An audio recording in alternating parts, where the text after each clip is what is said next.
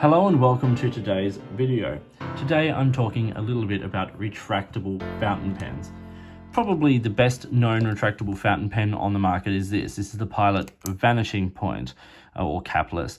It is a really beautifully made, thought out pen and comes in a bunch of different finishes and at a relatively high price point.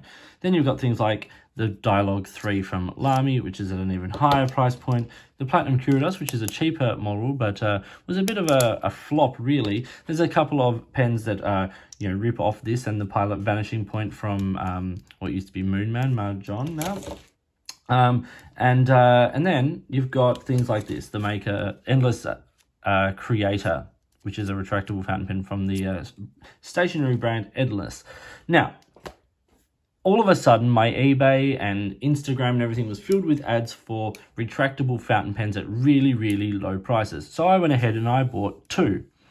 Now, today isn't going to be a review of these. I'm just going to talk a couple of basics, and then I'm going to ink them. We're going to write with them, and then I actually got a second of one of them here because I want to do a little experiment, given a little feature, or well, we'll say feature of these pens.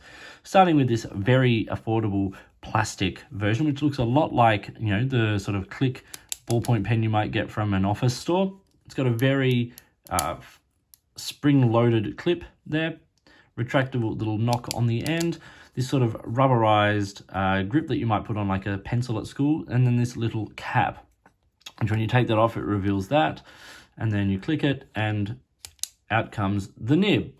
Simple, very simple pen with a cap.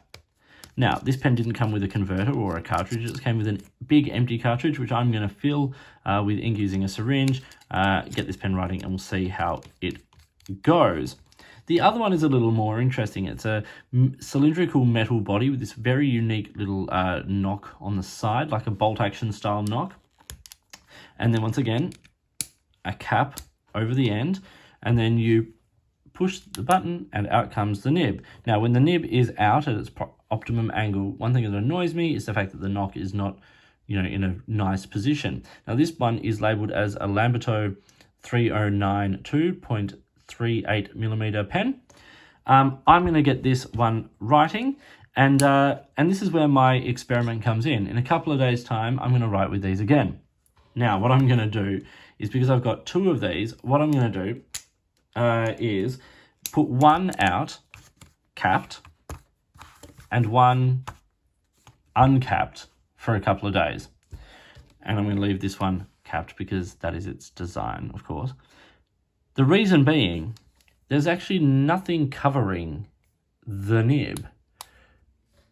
It is just sitting there out in the open, which is why it needs these little caps. Now, if we look at something like the Vanishing Point, there's a little door that opens up in there when you push that down, and that stops the nib from drying out. Even the Maker, the Endless Creator, has a little door just there. When you press it, out comes the nib.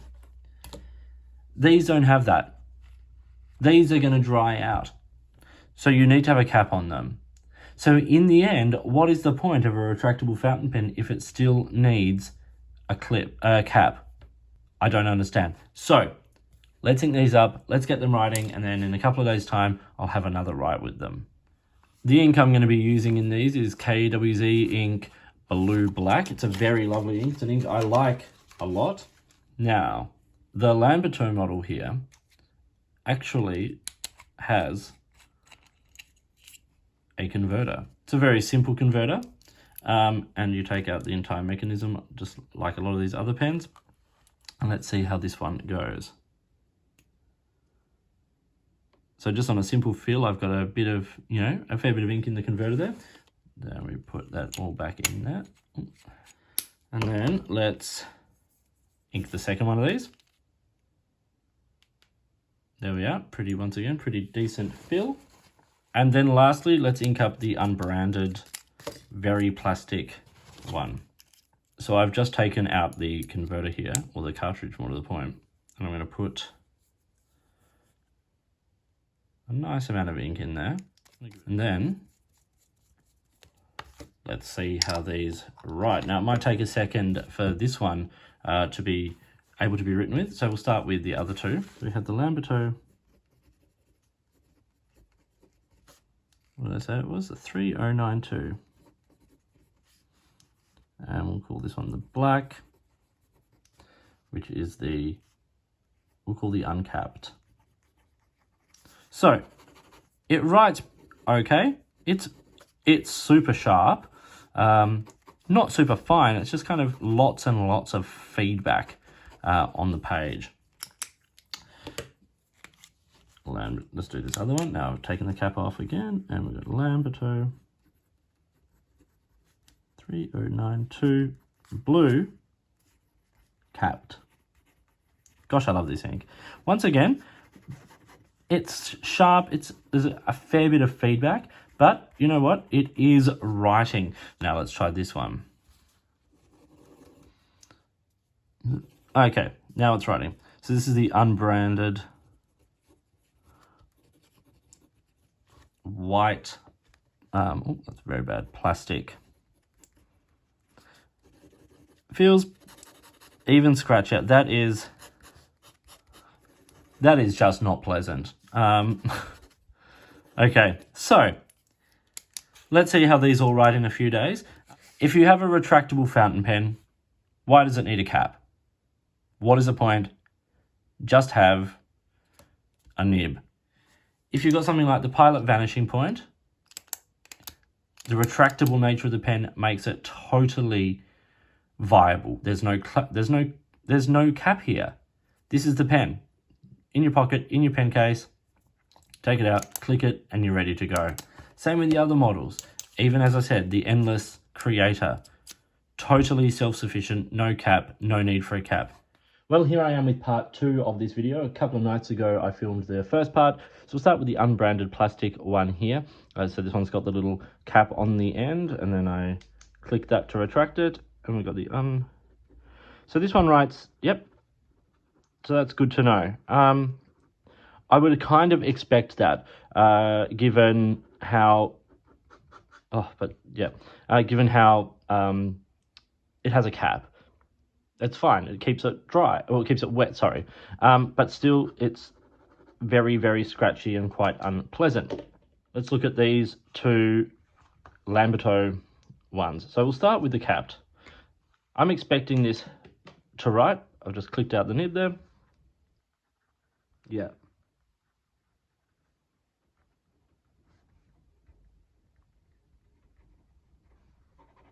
So that's as expected, and that writes a lot smoother than the other one does. It's still quite stiff, very, very, like, ridiculously stiff.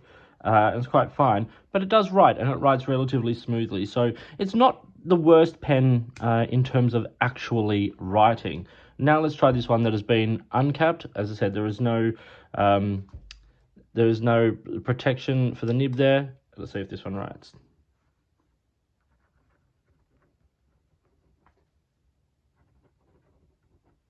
No, you can see there's like, you know, like little dots where we're getting a little bit of that dried ink onto the page. Let's see if I can force some ink in. That's getting a little, there we go. Okay, so now it writes again once, you know, we've sort of moved that dry ink off the nib. We start to get some of the wetter, and once again, it writes okay, better than the plastic one. Okay, same as the blue Lanbitou there, but that's an example of what will happen if you don't have those caps. Now, the thing is, as I said earlier, why do you have a retractable pen and a cap on it? Just have a pen with a cap, or just have a retractable pen and have a little door in the top that allows the nib to stay wet. I understand them wanting to produce retractable fountain pens at a low price, all of that kind of thing. And there's a certain engineering that goes into that mechanism. But having a cap just makes that retractable function defunct, in my opinion. So this was a couple of cheap options for retractable fountain pens that have been advertised everywhere on eBay and Instagram and those kinds of things recently. Hope you found it interesting and useful. Please like and subscribe, hit the notifications button, all that kind of stuff. If you've got products you think I should be looking at, or if there's a way you would like to support my channel by sponsoring a review or providing an item for review, I would love to hear from you. In the meantime, enjoy your pens, whatever they may be, and I'll talk to you soon.